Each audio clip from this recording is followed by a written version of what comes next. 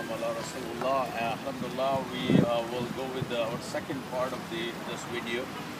And in the first one, we briefly explained about the worship of the Creator, not the creation, and the creation of human being were given a free will, and then not only the free will, also given a guidance. So we explained that why it's so important free will and why it's so important the guidance. The both things goes hand in hand together, and that's defined the entire role of mankind on this earth. They have to have a free will and they have to receive the guidance. Once they follow the guidance of from his creator, then basically you please your creator and you live the life the way shown to us according to the commands he delivered through this guidance. And in that lineage of Prophet Adam, his lineage, I'll give you a great names. One of them is called Noah.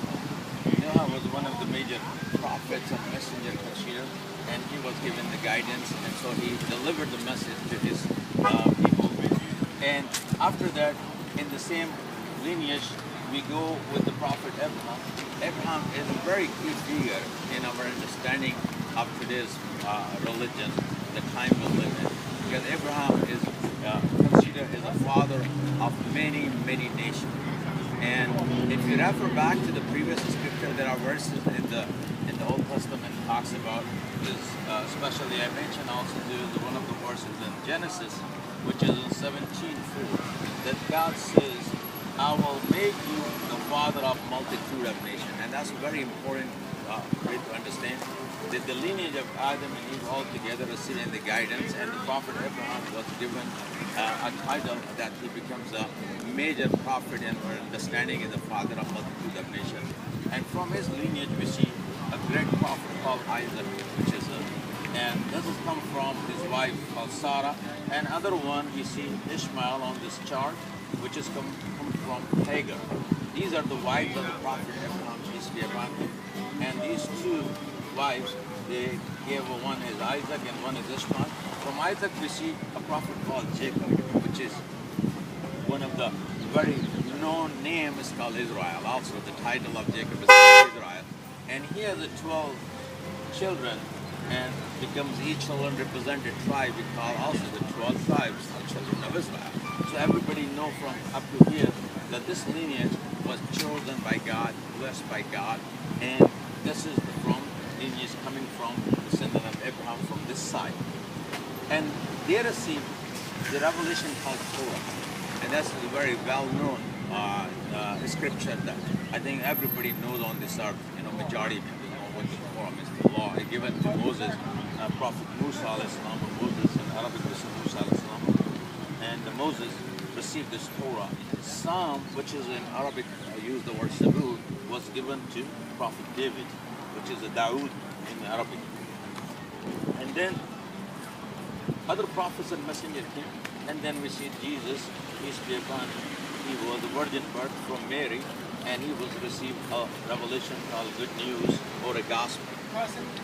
Now, we're going to talk about this lineage and this scripture. So we already defined the role of mankind on this earth to exercise, experience their free will. And then at the same time, this exercise must go with the guidance of God. Once we take the guidance and the free will, the way that God decide for us is the best way. Because He's the one who created us, He's the one who guides. His guidance and His knowledge and wisdom is the best knowledge and wisdom and best guidance. And nobody can, because He is our creator. Now, when He delivers the revelation with the books and the guidance, these major prophet and messenger in the lineage of children of Israel, we see very important things. The notice in this events here, we have to pay attention to each events. One of the attention here, you need to have attention. There's a story of Torah in the Torah and about Moses going to Pharaoh and deliver a nation. And then he shows a lot of miracles to Pharaoh, and Pharaoh rejects him.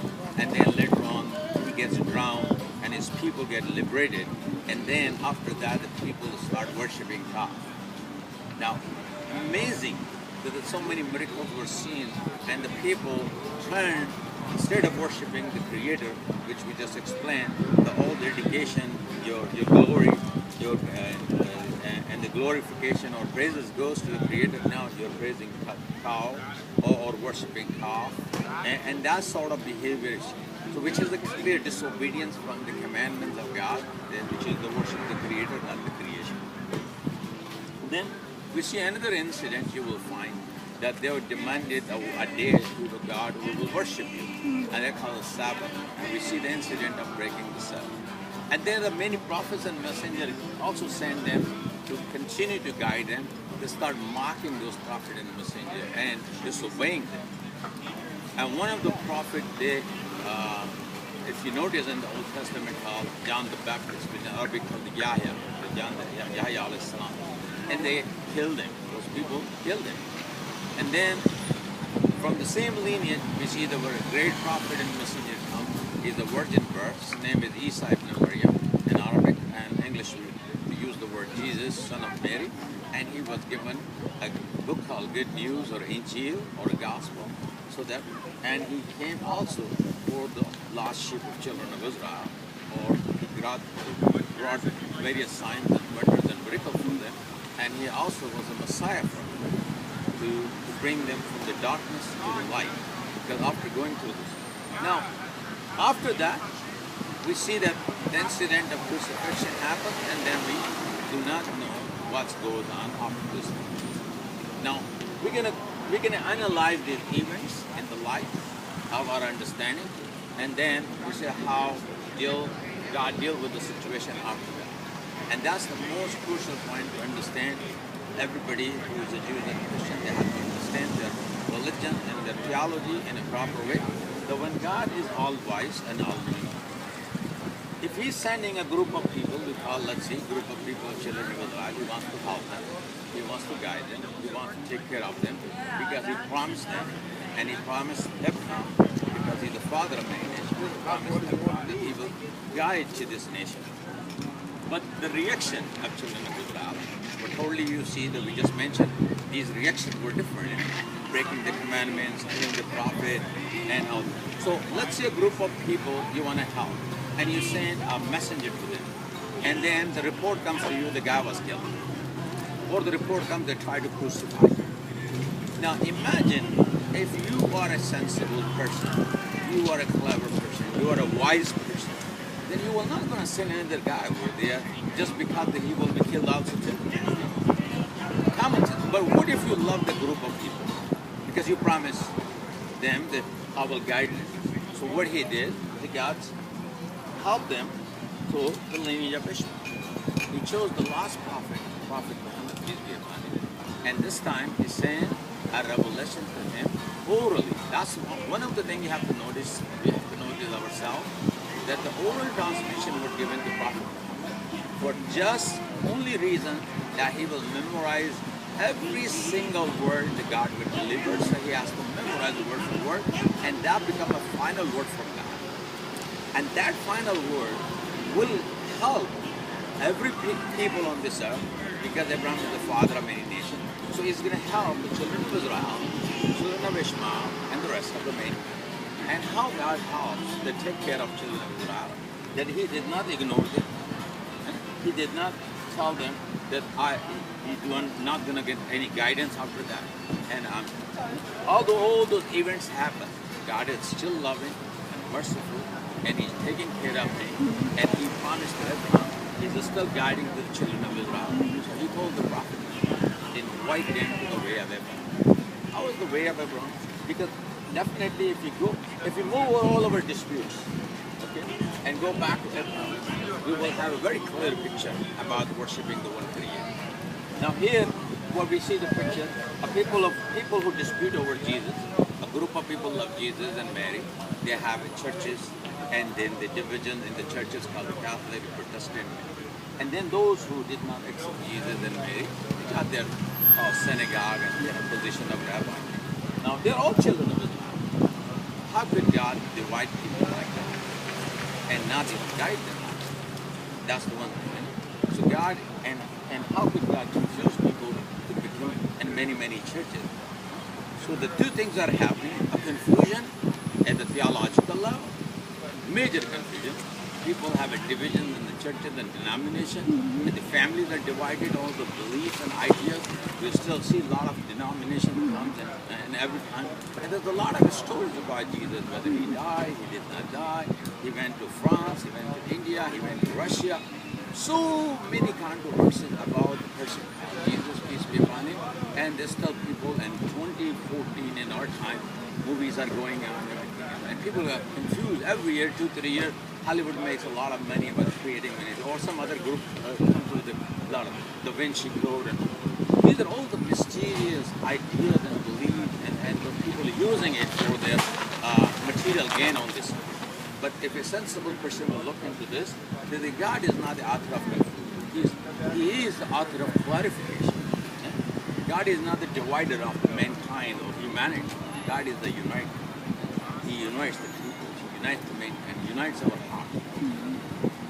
So that's how we look at the Quran from that perspective.